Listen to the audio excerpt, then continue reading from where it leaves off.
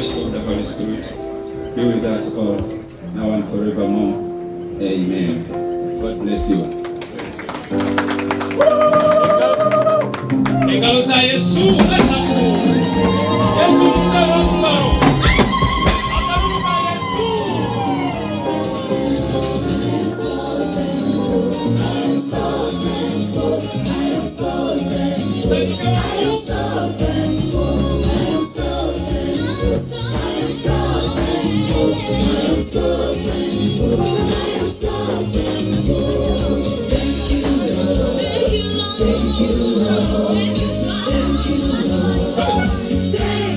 Jesus, thank you, Lord. Thank you, Lord.